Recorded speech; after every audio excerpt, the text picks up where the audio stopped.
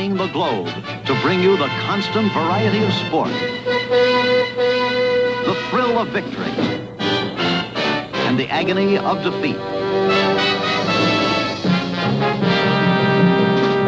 The human drama of athletic competition.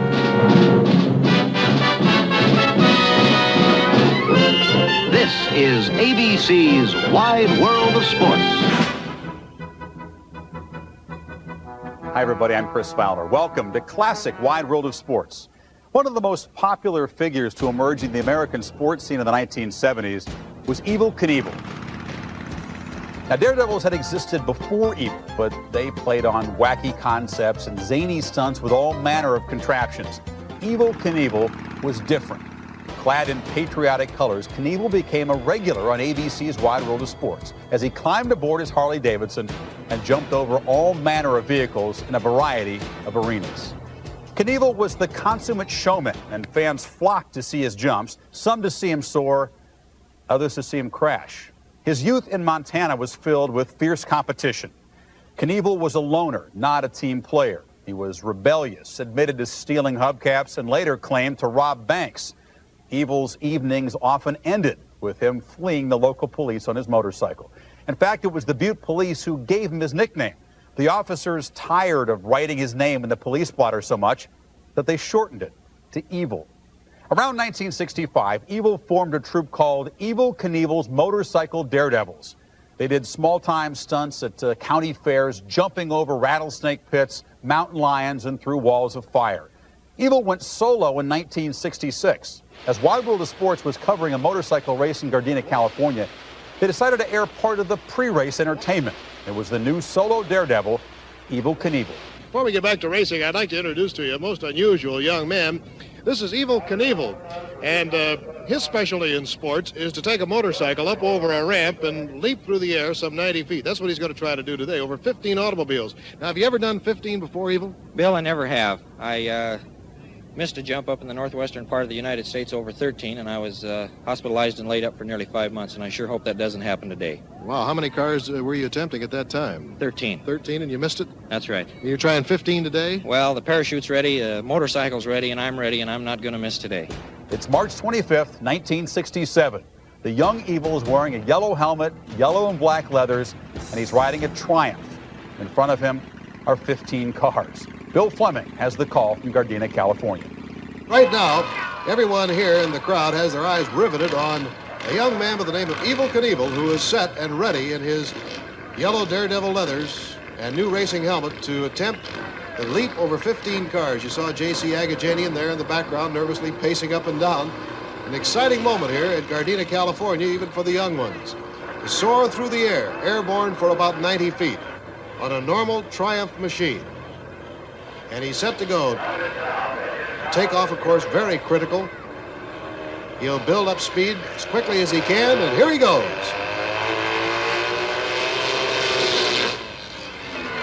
And he makes it. A beautiful leap as Evel Knievel gets the roar of approval from the crowd here, going beautifully over 15 cars.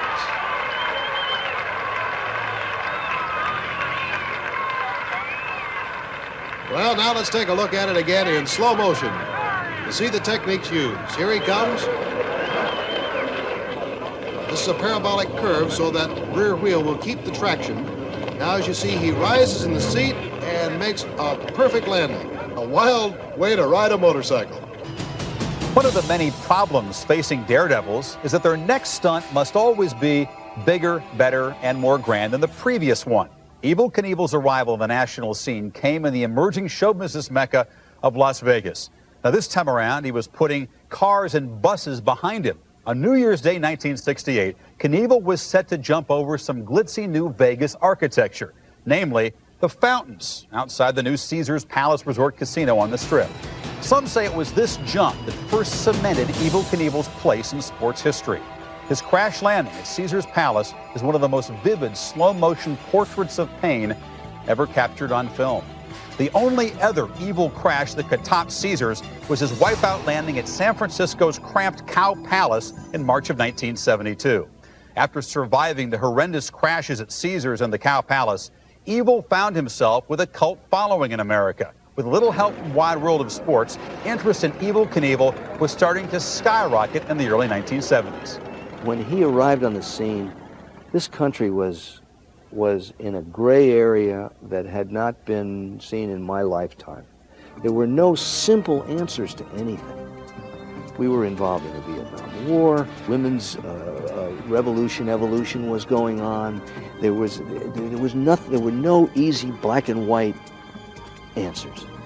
And this guy came down the road in a star-spangled suit and said, I'm going to do something very simple, the consequences of which can be death. And it appealed instantly. Let's go to Los Angeles. It's the fall of 1973, and Bill Fleming once again has the call. We are now at the 51st row of the Los Angeles Coliseum. Now, ideally, we would like to take off at about 100 miles an hour on the in-run. Soar over the 50 cars, make a two-point landing. This is going to be it. Evel carries about 6 or 7 bikes with him, then he tests them all before one of these jumps, picks the one that's performing best. He's ready.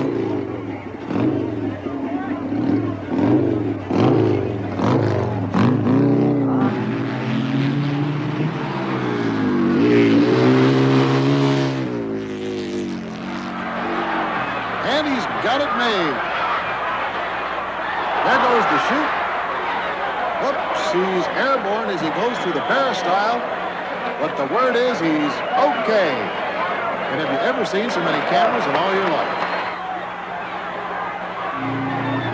Fantastic jump, and here he comes back into the tremendous, thunderous applause here in the Coliseum. Well, Evel, you did it again. Well, another day, another dollar. Yeah, you make it sound awful easy, but it isn't quite that easy. That jump going out the Coliseum, I think, was just as wild as the one going over the cars. I'm glad that parachute was open, I'll tell you. I'll tell you this, is if you were graded on form and beauty, it would have been 100 today. It was absolutely a beautiful jump. Well, thank you, Bill. I don't think I jumped quite 50 yards, but, you know, I'm getting to be on up in, I guess, what you call age to where I can't heel as good as I used to. And being 34 years old, every time I make a jump, I thank God when it comes down that I'm still alive, no matter how far I went. You know, Evel, you're shaking a little bit. Well, if you did what I did, you'd be shaken too. There never has been anything quite like this man, Evel Knievel, Super Daredevil. Coming up, when classic Wide World of Sports returns, the first of 4 big jumps in Evel Knievel's very busy year of 1974. I'll make a bet of $100,000 right now, $100,000 in cash, that I can jump and I'll take Howard Cosell on the handlebars of the back end of the motorcycle. And I'll bet you $100,000. No way!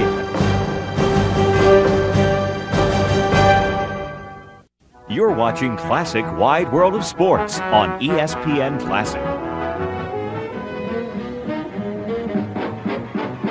Come fly with me, the music says, and that's the scene set, the backdrop for the arrival here at the Green Valley Racetrack in North Richland Hills, Texas, of the one and only Evel Knievel, led by a security police car, the familiar Ferrari, and in the Ferrari with Evel, the man relaxing him for the occasion, Dandy Don Meredith, and behind that, the unique, only one of its kind, 73 Cadillac station wagon, and behind that, the $91,000 performing van that has become a kind of symbol, a trademark for Evel Knievel. Evel today facing one of the great challenges of his performing life. 11 Mack trucks to be jumped over, an adverse wind operating against him, but relaxed, as I said, by the presence of the irrepressible cowboy, Dandy Don Meredith. Howard, I brought you a jacket. You brought me a Snake jacket. River Canyon. I'm making you official pit crew member. There's the... Well, yeah, that's very kind of you. Let's get that motorcycle in here right now. How about you going over with him, Howard? I would love to do that. This is an authentic jump. Howard jumping didn't 11. feel that there was an authentic jump not too long ago. Well, there was a jump made in Houston a couple of weeks ago that they said was over 16 cars, and it was only over 8, and they had 8 more parked behind it, and you can see that my 10 trucks are all in a line out there. There isn't anything phony about it. I'll tell you one thing. I'll make a bet 11 of $100,000 right now, $100,000 in cash, that I can jump further in the Houston Astrodome than that jump that was made there 2 weeks ago, and I'll take Howard Cosell on the on the handlebars of the back end of the motorcycle. And I'll bet you There's no way. Yeah. I'll bet you $200, you ain't getting on $100,000 you won't get me on.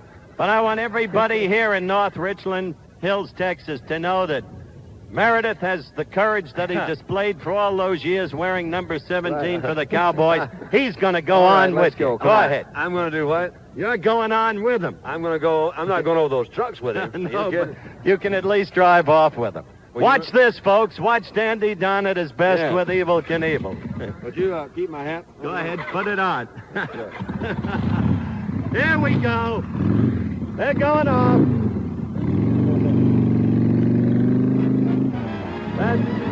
That's Don Meredith at his best, showing you the kind of courage that was uniquely his through all of the years. Evel Knievel's courage, of course, a matter now of public record.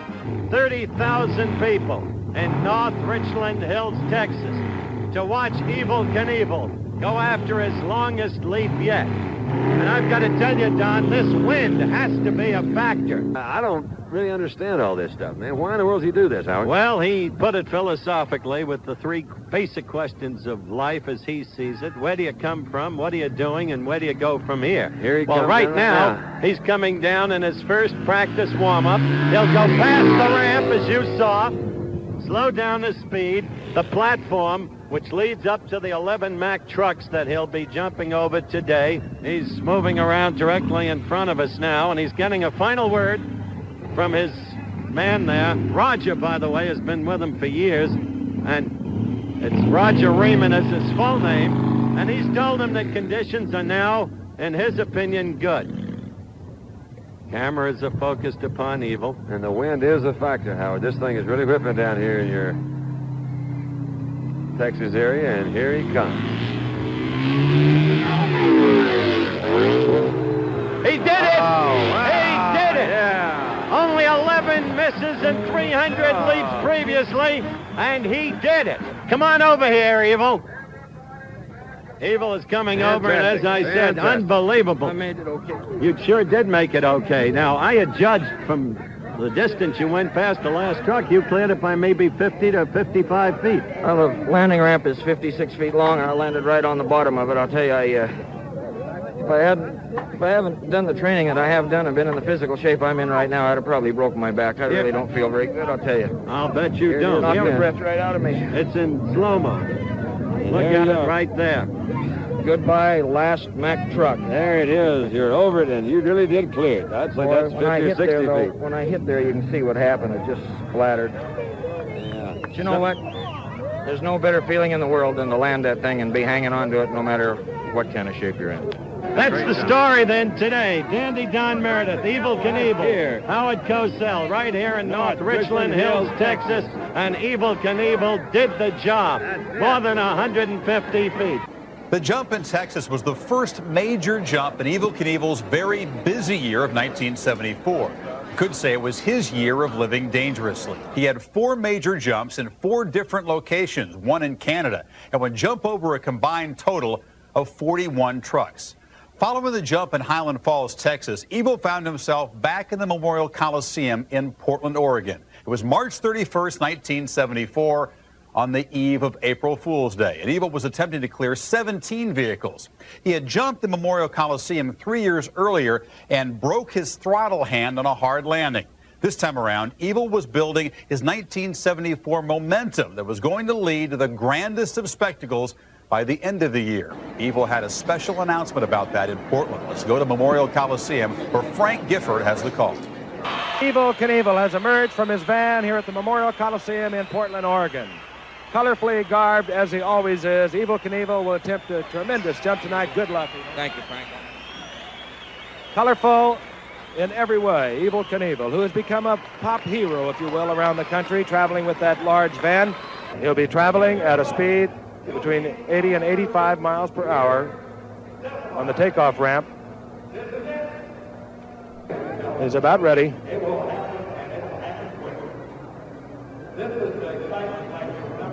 Here he comes.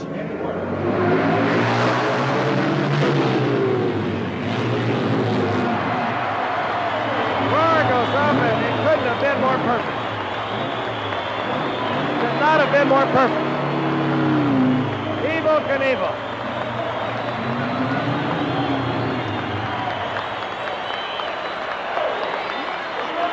There he is. And he is happy. Back at the Coliseum, and Evel, I'll tell you, it couldn't have been more perfect. Frank, I'll tell you, I can't say enough for the guys who worked so hard with me down here the last 3 days. We moved a ramp just before the jump because we thought it was going to rain. And to tell you the truth, none of us thought that I could make this jump in here. And I want to tell you something. You know, I said that earlier, Evel. I sensed something about it. I've known you for a long time, but I sensed something about it you didn't like. No, but, you know, we sold this place out tonight, and I just as soon miss the jump as have them boo me out of here. And I'm almost to the end of my road, and I'm not going to let that happen yet. I went to Idaho, and I bought a piece of the Snake River Canyon. It's my canyon. They cannot take it away from me, and the only way they're going to stop me from jumping is with an anti-aircraft gun. They're going to have to shoot me out of the air. September the 8th. I'm going to go like hell, and I'm going to get across that thing faster and further than you've ever seen me today.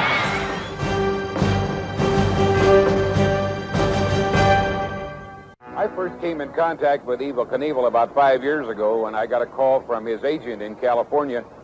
At that time, Evel was considering jumping in the Grand Canyon and couldn't make connections with the government, so he came into Twin Falls and took over some property out here, and now is planning to jump the Snake River Canyon, which is quite a jump, and I'm just glad he's doing it and not myself. I'm not going to ride behind him. I think Evel's maybe a little bit off his rocker, but this is his business and not mine. We go now to August 20th, 1974, just 18 days before the canyon jump. Snake River hype is in full swing, but Evel first had to take care of some unfinished business north of the border. He was going to jump 13 trucks in Toronto at the Canadian National Exposition. The Toronto event also marked the debut of Evel's sons, Kelly and Robbie. Keith Jackson has the call. The sons, Kelly, 14, Robbie, 11. This is the first time, as Evel pointed out, his two boys had performed. And it's an auspicious time because they've walked in a mammoth football stadium and are looking at more than 22,000 people. But you can't see a nerve in their body, can you? Perhaps they inherited that from their dad. This is the moment of psych. This is the moment where he sells himself on the idea that he can do it. He's done it so many times before, but every circumstance is different. Every obstacle is different. Visually, it is different. It is a long way across.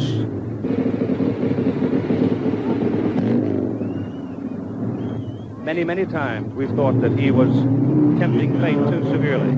What about this time? Well, let's see what we shall see. Perfect. Absolutely perfect. He hit it right on target. And listen to the crowd.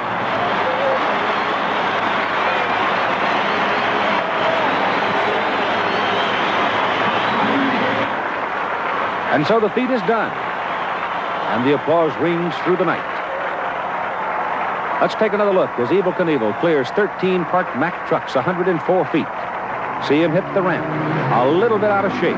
Pulls the big 750 back into shape, hurdling 550 pounds onto the ramp in exactly the spot he wanted to hit. So in Toronto, the kids were all right. Evel showed off Robbie and Kelly and cleared the unlucky number of 13 trucks. After his Canadian success, Evel could now step up the full-scale Snake River hype. But people were starting to wonder, hey, who is this guy anyway? We hit the cover of Sports Illustrated just 6 days before the canyon jump. But ABC's space program reporter, Jules Bergman, wanted more information. Here's Jules asking, who is Evel Knievel, and why is he about to climb into a steam-powered skyrocket in Twin Falls, Idaho?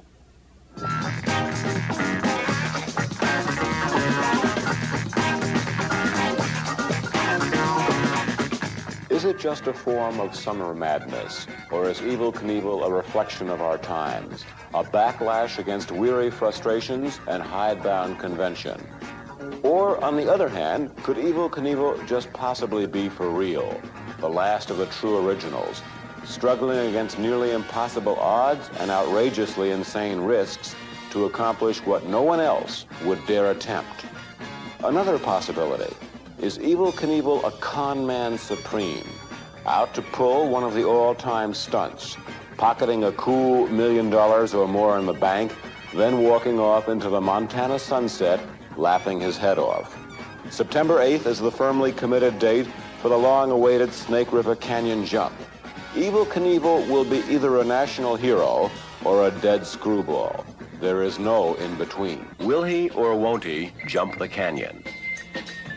So on September the 9th, if you're somewhere, anywhere in this country, in a crowd or wherever, and someone says to you, that guy should have never jumped that canyon, you know if he did, that he would lose his life, and he was crazy.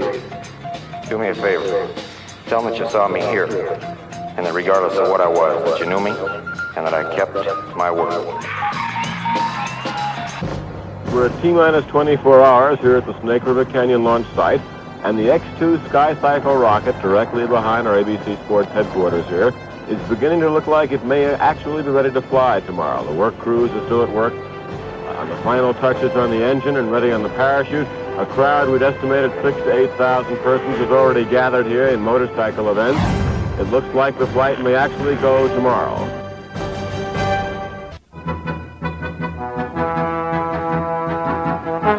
Yeah, I definitely think he'll jump the canyon. He has impressed me as an extremely articulate individual and knows exactly what he's doing. He's apparently got a good engineering background. I've got no doubt he'll make it. How can any man get in a small contraption like that and go that far and expect to make it? It's impossible. The man does whatever he says he's going to do, and he gives it a real good try. He's jumped all the trucks and cars and all that, and I think he can jump this. He's going to wipe out in midair and fall down the river. Well, I don't know. I'm just scared to death for him. I think somebody's got to be crazy to do it, but he's going to. I think he's a pro. He'll make it. We're back at the Snake River Canyon launch site. It's T-minus 25 hours for Evel Knievel's one-man canyon flight in this vehicle, the X-2, which must fly across this 600-foot deep canyon, a third of a mile wide, or Evel may not survive at all. It's spectacular terrain and a spectacularly gutty mission. The major new element here in this last day before launch has been Evel's short-tempered outbursts. The flight preparations seem to be on time, and the X-2 behind us should be ready for blastoff tomorrow at around 5:20 p.m. Eastern Time. When has a motorcycle daredevil ever had a NASA-style T-minus countdown for one of his jumps? There was abundant tension on the rim of Snake River Canyon on September 8, 1974. 30,000 fans had arrived on the scene and turned it into a Woodstock-style party. The local police, alarmed at the loose party atmosphere, called in reinforcements. The officers watched over the crowd with shotguns poised on hips. Meanwhile, Evel Knievel had suffered a sleepless night. He was coming to grips with his probable death that was about to be seen on pay-per-view and a week later on Wide World of Sports. He even purchased a family plot in a cemetery right before the Snake River jump. Who better to do the play-by-play of Evel's monumental Snake River jump than David Frost? He was joined by ABC's Jules Bergman and astronaut James Lovell, the commander of the famous Apollo 13 mission. Let's get to it now, the moment everyone had been waiting for. Evel Knievel's September 8, 1974 attempt to clear the Snake River Canyon in Twin Falls, Idaho in a steam-powered sky cycle. Well, here we are with the great man sitting right here beside me. And as Jim Lovell was saying just now, Evel, you never normally get a chance to talk to an astronaut just before blastoff. And can I ask the question, therefore, to you as an astronaut that millions are asking at this moment? What do you think your chances are? I think my chances right now are 90% go. I've got a team behind me with Mr. Truax and all the boys that are 100%, and I think we'll do it. I wish the wind wasn't blowing so hard, but I think we'll do it. You think you'll both not only come back here for our second conversation in the afternoon, you think you'll do it without mishap, or you mean you think you'll come through whatever happens? Well, I hope so. That's the only feeling I have. Are you afraid at this moment? I think that a man was put here on Earth to live, not just to exist. And today is the proudest day of my life. I'm living a dream that they thought could never be done, but it'll be done. Happy landings, Evel. Thank you, David. I'll be back. I'll see you in a few minutes up here. He'll be back. The words of Evel Knievel. He'll be back. He lives from day to day, never thinking about tomorrow. We're now counting. The clock has started. 1 minute, 49 seconds.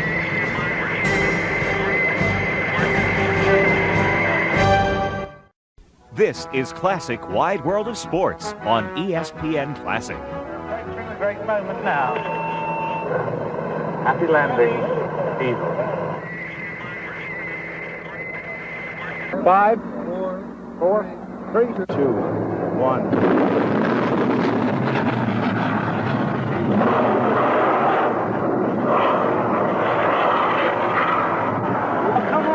Okay, Evel, stay with the bird, stay with the bird. It looks like you're going to go into the canyon. You had a premature shoot. You have a good shoot on you. Come on. Stay with the vehicle, stay with the vehicle. Put your visor up if you can. You cannot see it now. There she goes, beneath the rim of the canyon.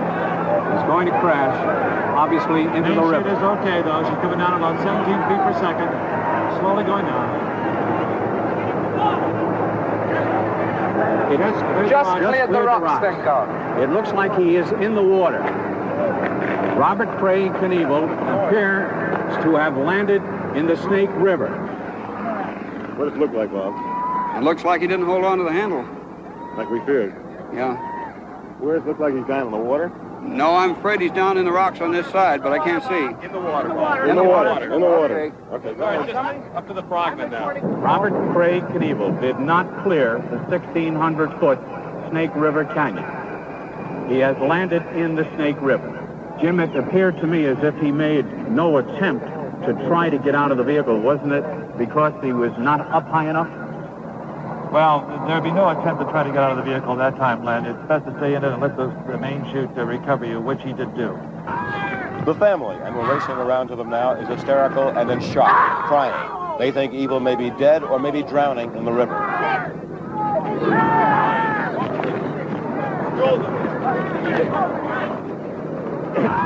Let's quickly see again what happened. Here it is, the rocket ready to go off the pad in a burst of white-hot steam. And there's the chute much too soon. What went wrong? No one is sure. Evel Knievel is standing in the boat and waving. He is alive and well. Good shape.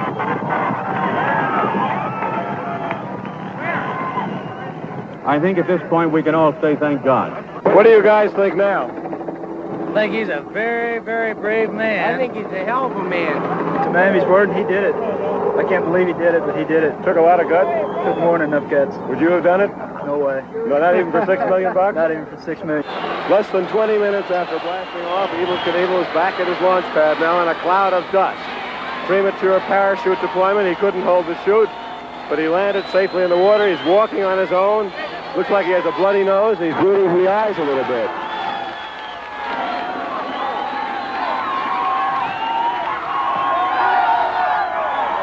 How do you feel, Tiger? I love Evel. Oh, I don't know, Julie. How rough was the landing? Yells and bounced down, but I was strapped in so tight that came through it all right. I don't know what happened. You lost the spring? You couldn't hold the spring? It went sideways. It turned. Now, I don't know what happened down here, but Ron and Bob both told me if I saw the canyon wall and not the sky, for Christ's sake, to let it go. And when it turned, I let her fly. I didn't know what had happened. It just about knocks you out, Jules, when it takes How were you rescued, though? How were you rescued, Evel? Thank God you were. They came and got me out down there in the trees and put me in the boat. I couldn't get my safety belt. Unharnessed? Unharnessed. If I'd have gone in the river, I'd have never got out of it, ever. Where did you land? Right on the shore? Well, I landed into the wall on this side and then bounced down. But I don't know what happened. It's just that I think I don't know. I just can't say. I'll have to let Bob, the fellas, examine it. Are you going to try it again? Well, I don't know what I'm going to do. I sat in it and gave it my best, and I don't know what to tell you. While 30,000 watched Evel in his premature parachute fall into the canyon live, the rest of the country had to settle for paid admissions at movie theaters to see Evel soar. ABC's Wide World of Sports rebroadcast the Snake River jump the following week. Ratings for the Evel Knievel Snake River jump are the 9th highest in Wide World of Sports history. Not bad for a tape-delayed event. So Evel Knievel, who had failed but survived his battle with the Snake River Canyon, was about to take his act overseas. Some Englishmen had lined up some buses in Wembley Stadium, and by Jove, he was going to jump them. Indio, 1967 Caesar Palace, here he goes, and he will go. Oh my God.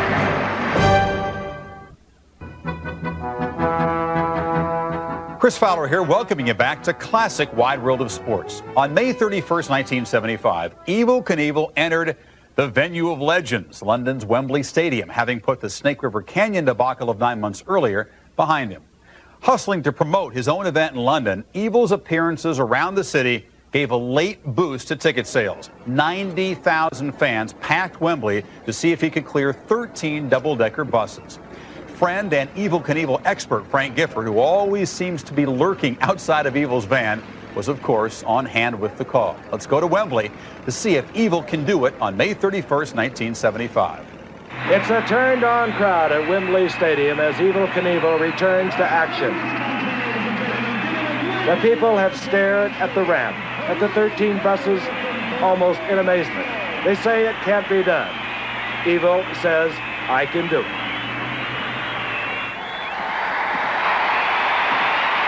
We will get onto the ramp now to talk to Frank Gifford of ABC Television at the bottom of the exit ramp. 2 times as many people in the stadium as you have in your entire hometown of Butte, Montana. Well, it's a wonderful feeling. I think maybe I'd rather be home. You know, Evel, one has to wonder, after the Snake River, you never said you would retire. You never said that was it or anything else, but one has to wonder why you continue. Well, I sometimes think that maybe I should quit, but you always want to keep going, and I'm kind of proud of that red, white, and blue number 1 I wear on my shoulder, and I want to keep it on there. I'm glad you're here today. You know, I've never had an accident when you're around. And, you won't have one today. You came to London, I'll tell you that. One other thing, the layoff, though, you haven't jumped in over a year. Yeah, well, I may not be as good as I always was, but you're going to find out today I'm as good at once as I always was. This is long and high. I'll make it. Good luck. Thank you, Frank. He will be going about 90 miles an hour when he leaves the ramp. He estimates he'll cover 140 feet. 10 feet either direction, and it could be all over. Look at him. Made his first jump when he was 15.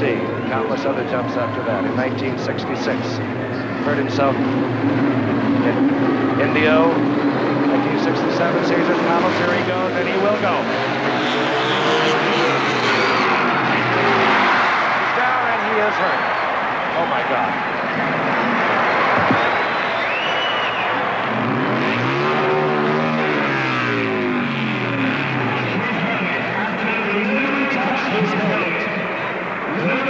Nobody please touch his helmet and stand away until his own people can be there.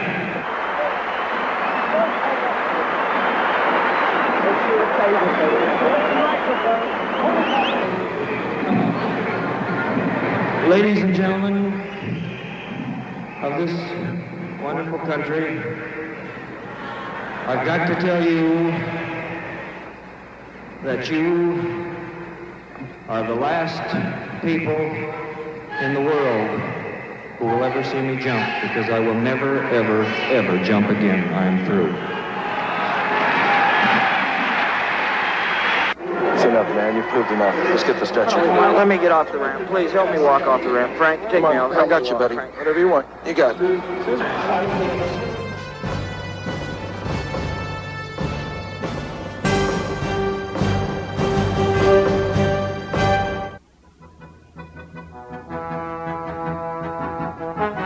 Evel Knievel always delivered what he said he was going to do.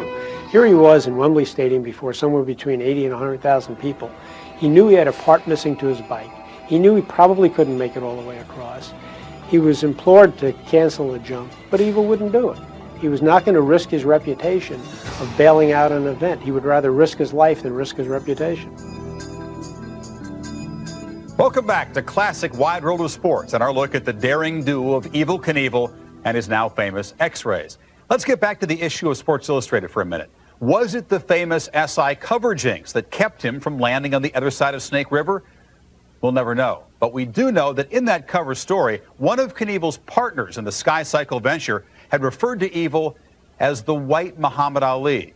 Now, he was talking about Evel's penchant for exaggeration with the press, his put-ons, red herrings, and how he constantly rewrote his self-history.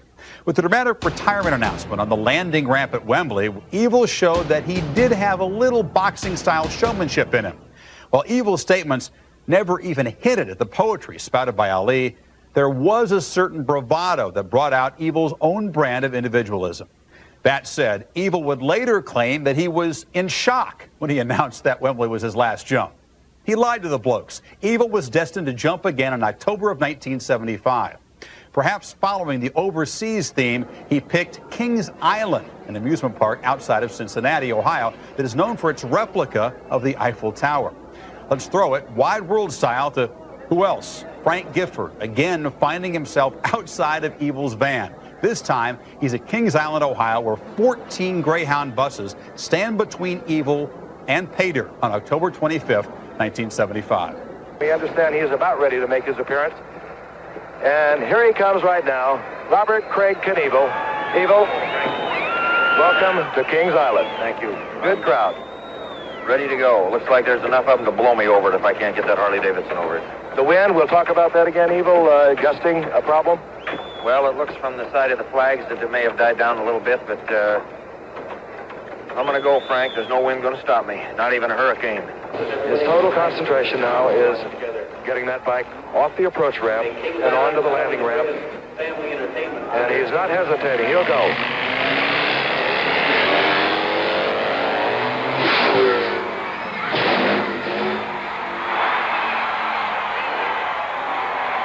Evel, you have to be a little bit relieved. I know how tight you were, how tense you were, although you made some really good practice jumps this afternoon. We're going to take a look at it on the replay, and you perhaps tell us where it went right, where it went wrong. It never goes wrong when you make it, does it? Well, Frank, you can see here the whole side of the motorcycle is busted up, and when I came off a takeoff, I was a little bit crooked. I tried to get straightened up. Look at that front end. I almost lost it. Boy, that suspension held. I lit right on top of that 14th bus and went on down and landed okay, and right there I'm saying, boy. Frank, I'd like to say something before we get off the air. You've been a friend and a great guy for my backbone when maybe I didn't have it. I want to thank you personally for it. Glad to be with you. Okay, Frank. Thank you. Evel's final jump on Wide World of Sports, but not the last one on his storied career, was over 7 buses inside the Seattle Kingdom. Here's Frank Gifford with the call of Evel's last Wide World of Sports jump in Seattle, October 30th, 1976. Warming up at the top now. Had a quick word with Roger Riemann. Says he is ready. Again, keep your eye on that one area where he will sink down onto the bike. And then he must get himself into control for the takeoff approach. Full power on. Leaving the ramp. At a speed, well, it's hard to say, 65, 70 miles per hour. Traveling at a distance to clear these 7 Greyhound buses, approximately 80 feet, and I believe he's going to go. He hits the power, he's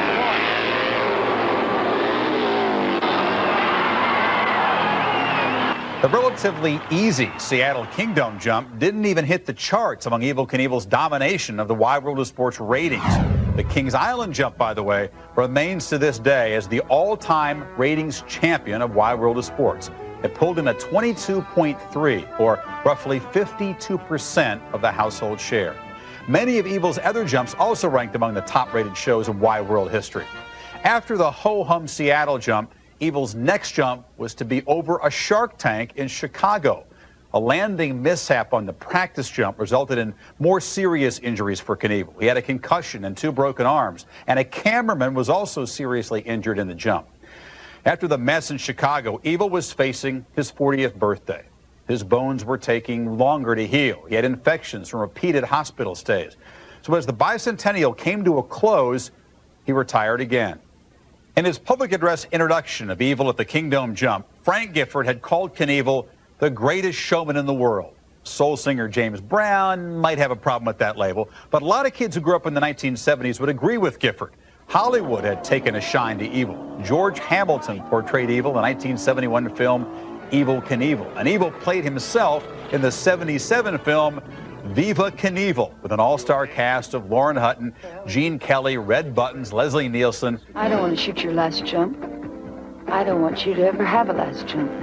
That's the nicest thing you said to me since I first met you. Evel's acting, much like many of his landings, it was a bit shaky, but the film has become somewhat of a cult classic. Ralph Waldo Emerson once said, "The only sin is limitation." For motorcycle daredevils and entertainers like Evel Knievel, nothing rings truer. Evel said it himself, motorcycles do not have wings. There is a point of no return. Having to constantly upgrade the thrills and challenges of each jump should make for a short career for daredevils, but Evel Knievel's legacy has managed to live on well into the 1990s. Evel's son Robbie has, of course, taken up his father's passion for the jump circuit. As the heir to the throne that is the king of daredevils, Robbie Knievel graduated from those few meek wheelies we saw in Toronto back in 1974 to his jump at the Grand Canyon, fulfilling a dream his father had but never realized. His landing may have been rough, but he survived, just like his dad did a generation before. Knievel's motorcycle and jump memorabilia are among the displays of the Smithsonian Institute in Washington, D.C., immortalizing him as America's legendary daredevil. We hope you enjoyed this special edition of Classic Wide World of Sports. I'm Chris Fowler. We'll see you next time.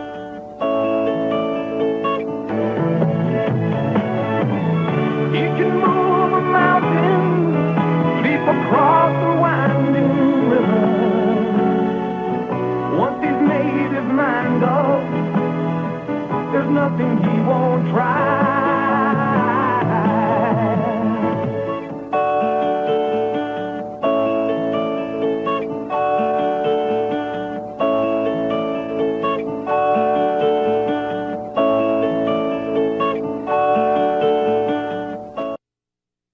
The traction.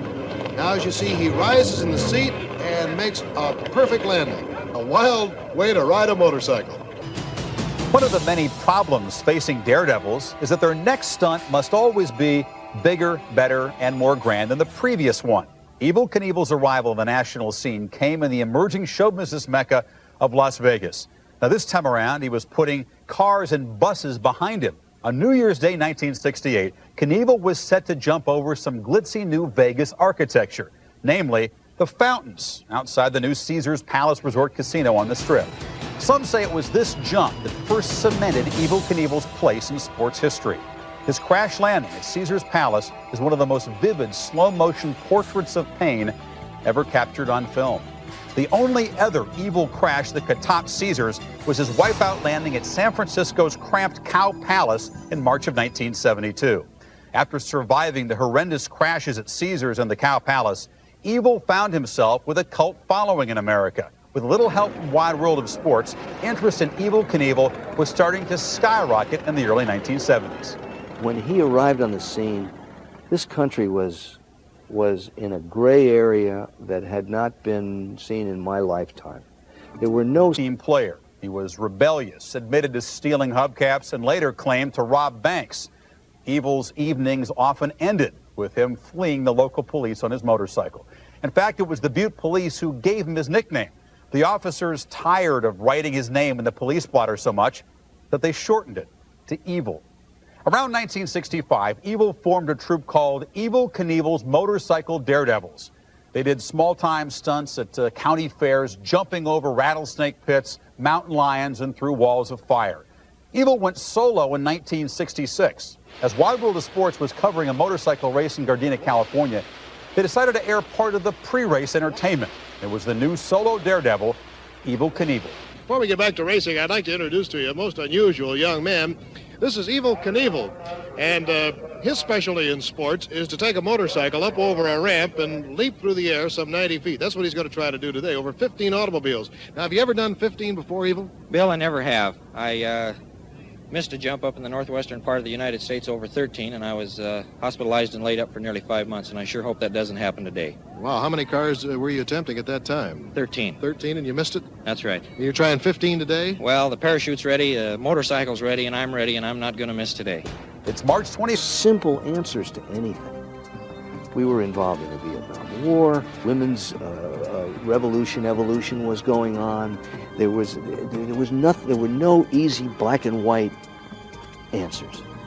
And this guy came down the road in a star-spangled suit and said, "I'm going to do something very simple, the consequences of which can be death." And it appealed instantly. Let's go to Los Angeles. It's the fall of 1973, and Bill Fleming once again has the call.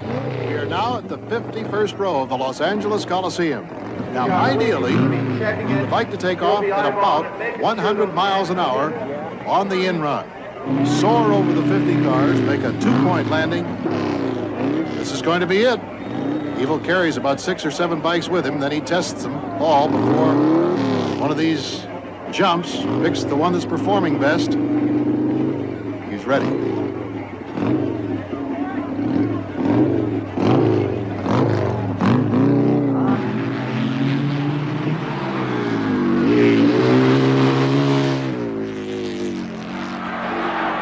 And he's got it made.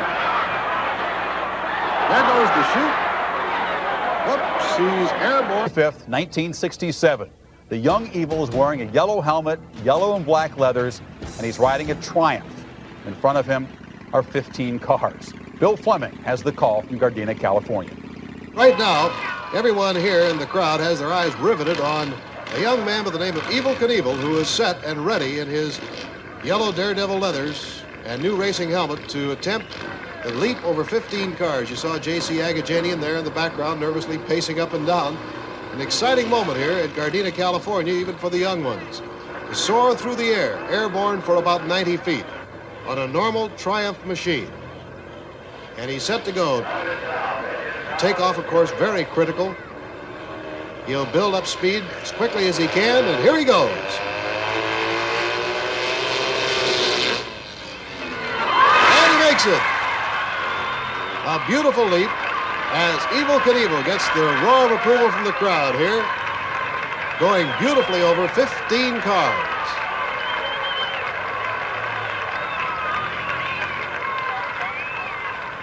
Well, now let's take a look at it again in slow motion to see the techniques used. Here he comes.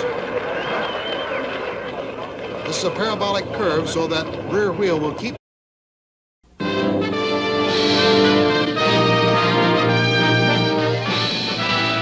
Spanning the globe to bring you the constant variety of sport, the thrill of victory, and the agony of defeat. The human drama of athletic competition.